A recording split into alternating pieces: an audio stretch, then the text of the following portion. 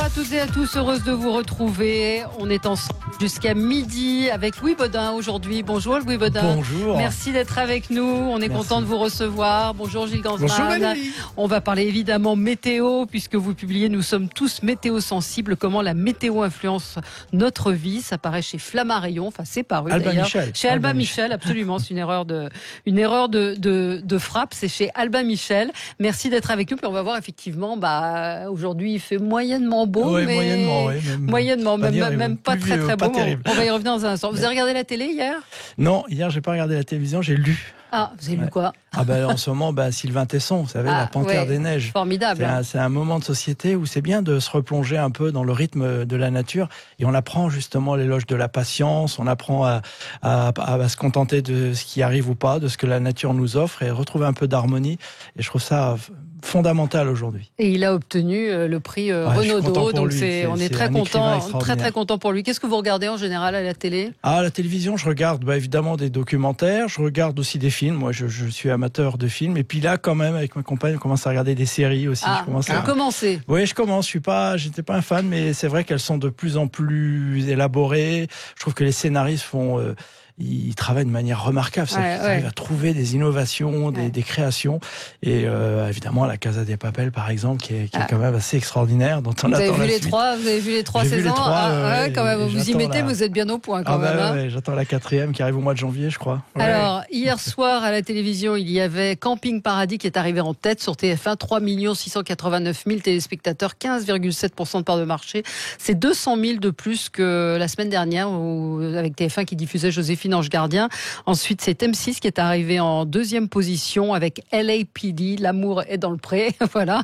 C'est presque aussi, c'est 200 000 téléspectateurs de plus que la semaine dernière. Il y a beaucoup de monde devant la télévision hier. 3 651 000 téléspectateurs. Il y avait également 3 194 000 téléspectateurs devant France 2. Très bon score pour l'épisode final de la série La Vague, qui a plutôt très bien marché. Et puis France 3 qui arrive toujours un petit peu dernier avec Secret d'Histoire, mais quand même 500 000 de plus, c'était consacré hier au Chevalier d'Éon. Alors je ne sais pas ce que vous avez regardé hier, 0826 300 300 également sur notre Facebook, sur la page Facebook de Sud Radio, et on a en ligne Nathalie. Nathalie, bonjour. Bonjour Madame Expert, bonjour Monsieur Baudin. Vous êtes fan de Louis Baudin ? Bonjour. J'aime bien, oui. Vous aimez bien ? Vous regardez la météo tous les jours ? Oui, tous les jours. Ouais. Et vous regardez celle de TF1 ou ça dépend ? Plus particulièrement celle de TF1. Oui, d'accord. Merci. Et alors, dites-nous, ça influence votre... Ça a une influence sur votre vie ou pas, la météo, quand vous voyez la carte météo, vous dites oh là là, il va faire mauvais, etc. Ou... disons que ça a une influence pour la manière dont je m'habille le lendemain. Ça, c'est sûr. Quand mon fils part au lycée, en fait, lui dire tiens, prévois de te mettre tel ou tel habit parce qu'il va pas faire bon. Et vous trouvez qu'elle est fiable, la météo, en général ? Ça dépend des fois. Le vent d'autant, des fois, perturbe un peu la situation. Oui, et donc on va en parler avec Louis Baudin de la fiabilité des prévisions. Donc vous avez regardé quoi, vous, hier ? J'ai regardé la dernière vague. Vous aviez suivi, vous étiez accro à la série. Oui, j'ai suivi puisque il y a 3 semaines de ça, il n'y avait pas grand-chose. Alors du coup, avec ma maman et mon conjoint, on a regardé ça et on a suivi jusqu'à la fin. Et la fin, ça vous a plu parce qu'il y avait une vraie fin. Il y avait une vraie fin, oui. Mais la racontez pas pour ceux qui l'ont pas vue, mais c'était... Après, moi, je trouve que c'est une série fantastique française, ça change un peu des américaines, voilà. Ouais. Oui, et l'histoire, en fait, nous fait rappeler qu'il faut prendre soin de notre environnement, peut-être. Ah oui, mais oui, parce que c'est une série. Vous en avez entendu. Merci beaucoup, merci de votre appel. C'est l'histoire d'un nuage et c'est lié à la météo. C'est des surfeurs. Ce sont des surfeurs. Vous pouvez le regarder en replay. Vous avez le droit de regarder France 2 aussi. Mais totalement. Mais effectivement, ce sont des surfeurs qui sont pris dans une vague. Donc c'est un phénomène météo. Je voudrais qu'on continue à parler un petit peu télé avec vous. La première fois qu'on vous a vu à la télé, c'était quand ? Ouh là là, c'était quand je faisais encore de la course au large, quand je naviguais avec Laurent Sarto et avec Yves Parlier, et j'avais été invité dans Nulle part ailleurs, par Philippe Vidas qui adorait la voile, et donc j'étais venu parler un peu de ma partie de métier, c'est-à-dire de la navigation et du routage. Donc comment est-ce qu'on choisissait les routes en fonction de la météo sur ces voiliers. Donc ça, c'était la première fois qu'on a vu Louis Baudin à la télé. Oui, de manière un peu. Alors après, j'étais déjà intervenu de manière très très ponctuelle sur des événements météo, mais une vraie intervention. Et votre première météo, c'était quand? Alors ça, c'était sur la chaîne météo, c'était en 95, où le 21 juin, parce que c'est le jour de l'été, où on a commencé à émettre. Et donc, je présentais un bulletin le 21 juin 1995. Mais ça se décide d'être présentateur télé ?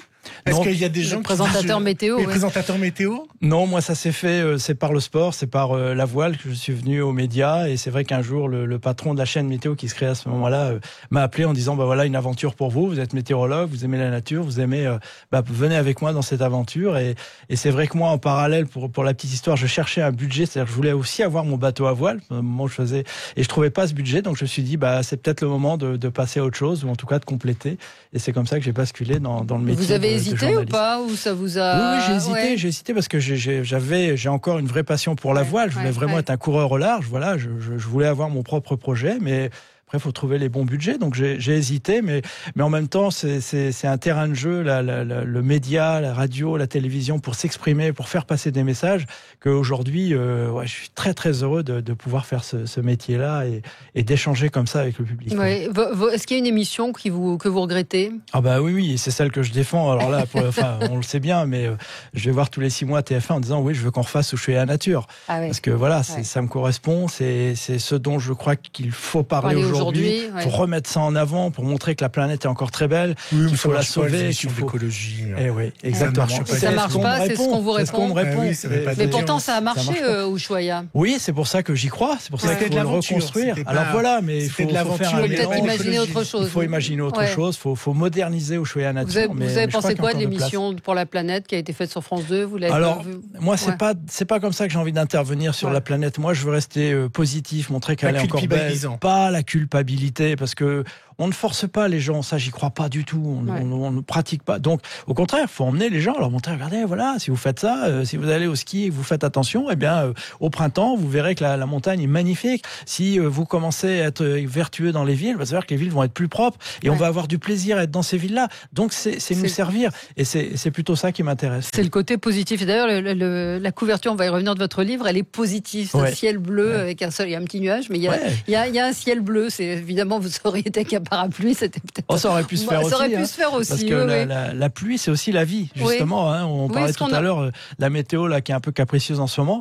Mais finalement, si on prend un peu de recul, il faut se dire mais quelle chance on a d'avoir cette pluie qui va remettre à niveau les nappes phréatiques après la sécheresse qu'on a eue cet été. La nature va retrouver sa verdure. Il commence à neiger en montagne. Hop, on va refaire des réserves d'eau. C'est extraordinaire. Vous avez vu là, c'était en Australie. En Australie, les images, j'allais vous dire. Incroyable. Danse devant la pluie, parce que la pluie, c'est la vie. Donc voilà, nous on a cette chance d'avoir cette alternance. Et le froid aussi, on va y revenir dans un instant. Alors Gilles, lui, regarde la télé, il ne quitte pas la télé, et c'est le zapping.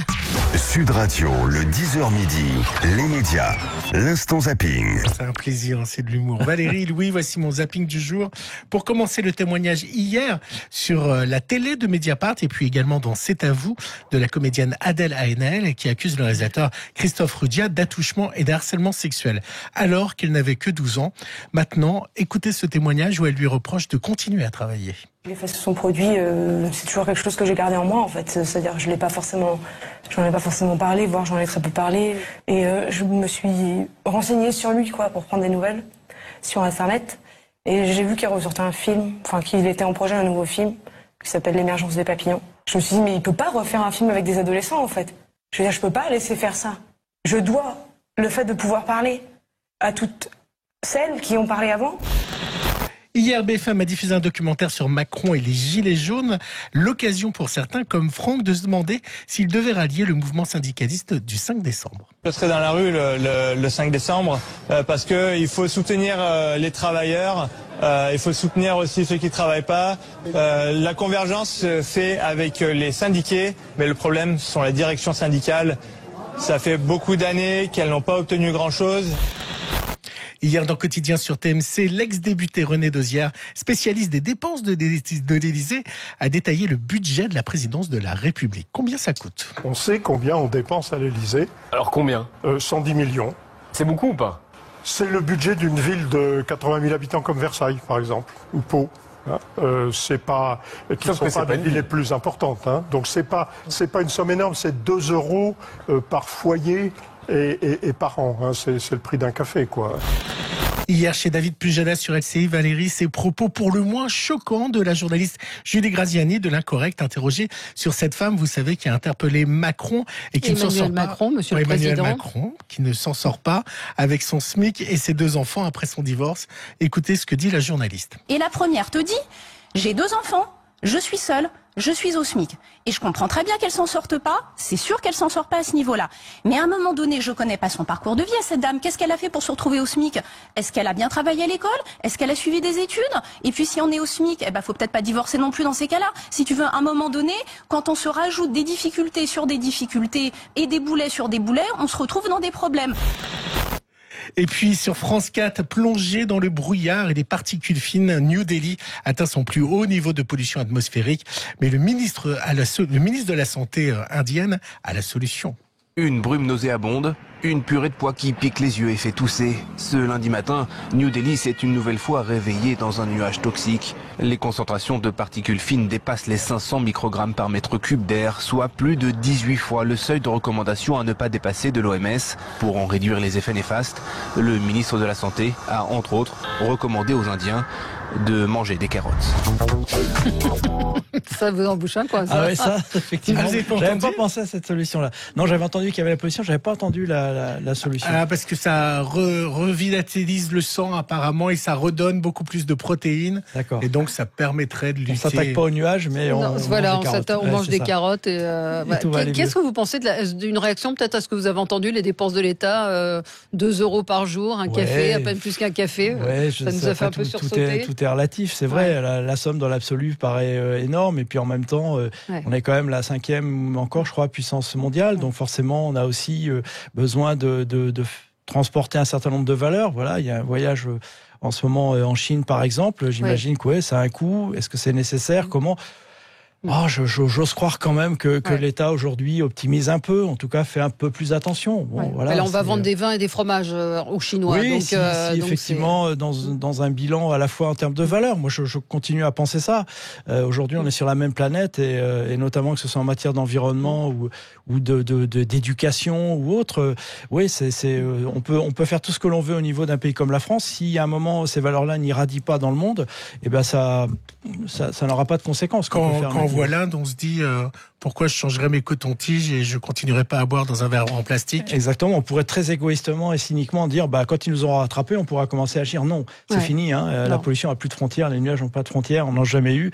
Et donc il faut qu'on commence à réfléchir globalement. Mais en même temps, j'espère qu'à New Delhi, ce qui se passe là va les obliger à réagir beaucoup plus peut-être brutalement ou rapidement que ce qu'ils auraient fait. Parce que là, on arrive à une situation, les avions n'ont pas pu décoller par exemple ou atterrir. Tellement la pollution est d'une densité incroyable.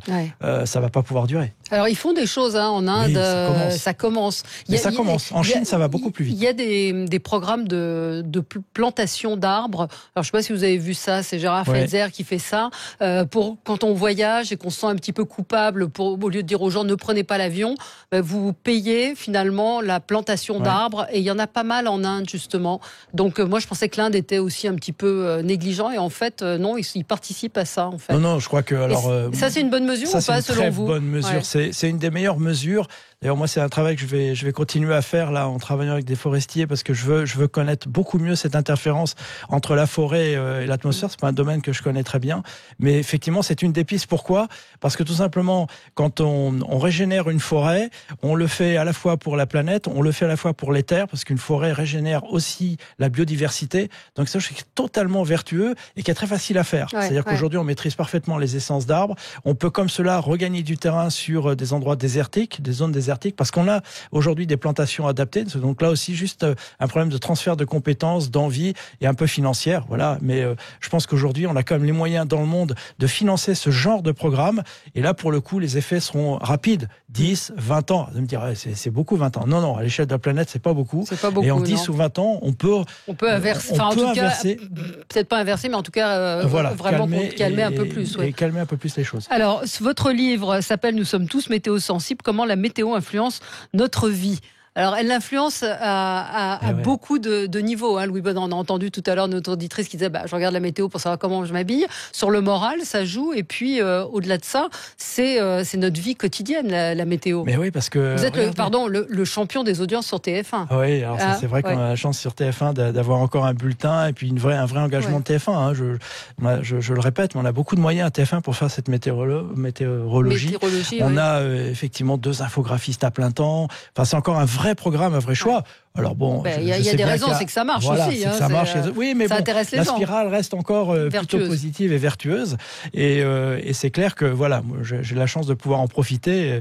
Moi, qui suis en plus un météorologiste, mais je fais ce livre parce que je voulais justement qu'on garde ce contact ou qu'on le retrouve. Là, au moment où on parle, on vit dans la nature. On s'en rend pas compte, mais les particules autour de nous, elles ont une humidité, elles ont une température, elles ont une pression, et on subit tout ça. Et notre organisme subit. Hein, on respire 10 à 15 000 litres d'air, je répète, par jour. Donc on vit dedans. Donc c'est pollué, c'est froid, c'est chaud. Donc forcément, notre organisme subit, ou en tout cas vit au rythme de ces changements climatiques. Donc on le veuille ou non, oui, on est complètement dépendant. Alors j'aime pas le terme, mais en tout cas, on est en harmonie avec cette nature. Donc oui, suivant notre fragilité, notre culture, les moments dans la vie, on y est plus ou moins sensible.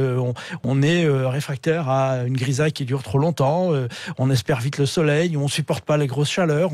Mais c'est logique, on en fait partie, on vit dedans. Mais vous dites qu'il faut arrêter de subir, en fait, et c'est un peu ça le message de votre livre. Hein. C'est qu'on arrête de se dire il fait chaud l'été, il fait froid l'hiver, il pleut en automne. Vous dites qu'il ne faut pas subir la météo. Oui, et puis surtout, faut la vivre. Il faut la vivre, surtout dans un pays comme le nôtre, où on a une chance incroyable. On a encore des saisons. Alors certains me disent il n'y a plus de saison, Louis. Non, il n'y a jamais eu des saisons au sens où on l'entend de manière caricaturale. Mais en revanche, on a des changements, on a eu de la sécheresse, là maintenant on a beaucoup de pluie, on a une première tempête, on a des moments où il va faire de nouveau plus chaud, peut-être qu'on aura une vague de froid cet hiver, ça fait 2-3 hivers qu'on n'en a pas eu, ce serait pas étonnant qu'il y en ait une cet hiver, on va avoir de la neige, et tous ces changements de temps, c'est une vraie richesse. Voilà pourquoi c'est pas un hasard si le pays comme la France est le plus visité au monde. Quand vous êtes un peu géographe, vous vous rendez compte qu'il n'y en a pas un dans le monde qui offre une telle diversité, 1000 km sur 1000 km, c'est-à-dire sur un tout petit territoire. Il n'y a que les États-Unis qui offrent la même diversité sur un territoire 18 fois plus grand. Ouais. Donc c'est une richesse extraordinaire, et effectivement, au lieu de subir ça, j'ai froid, j'ai chaud.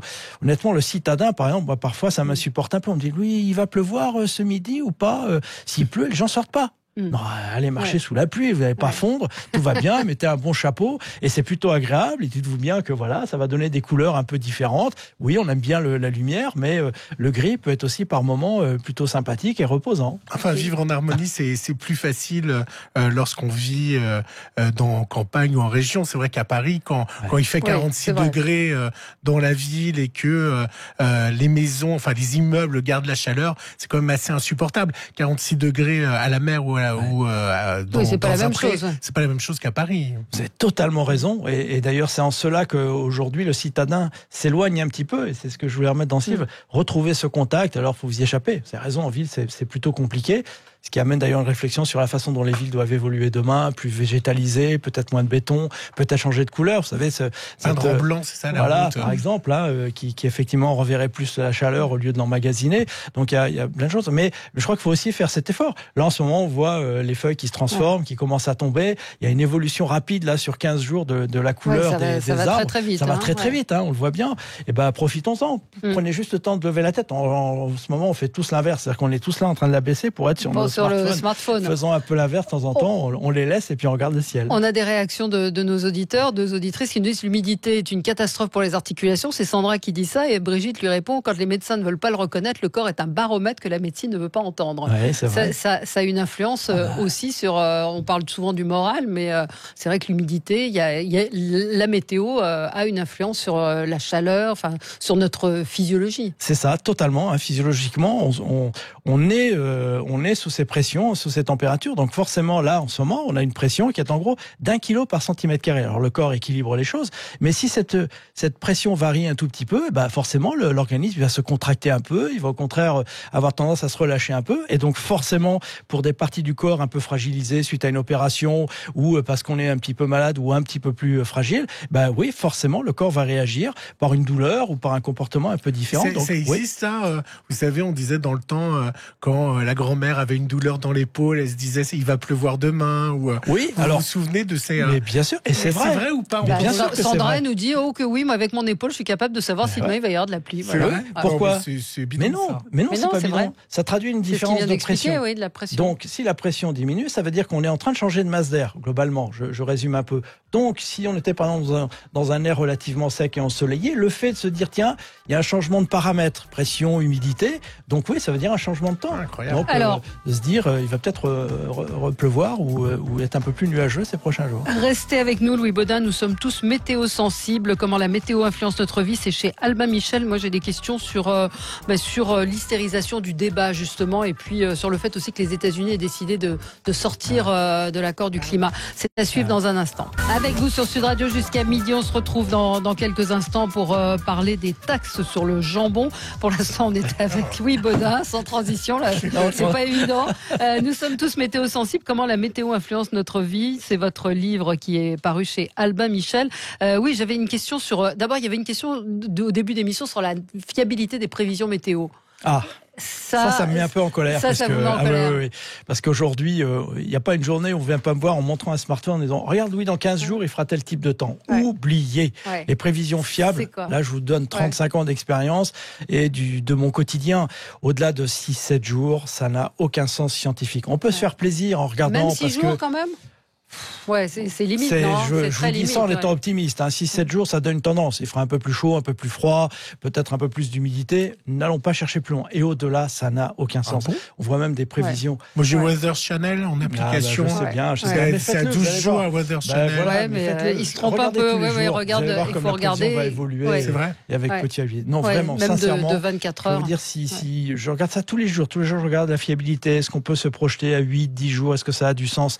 Honnêtement, vous pouvez faire le même travail là pour me dire le temps qu'il fera dans 10 jours à Paris. Vous mettez une pièce en l'air, vous dites demain, dans 10 jours à Paris, il pleuvra ou pas. Moi, avec mes bulletins, je ferai pas mieux que vous avec la chance. Donc voilà, ça a plus de sens. Vous dites, vous êtes exprimé à plusieurs reprises. Évidemment, vous, comme tout le monde, voyez qu'il y a un problème de réchauffement climatique, mais en même temps, vous dites qu'il y a une hystérisation du débat. On peut pas parler sereinement de ce sujet sur le débat. Et pourtant, il y a des injonctions qui sont faites, et ça, vous supportez pas.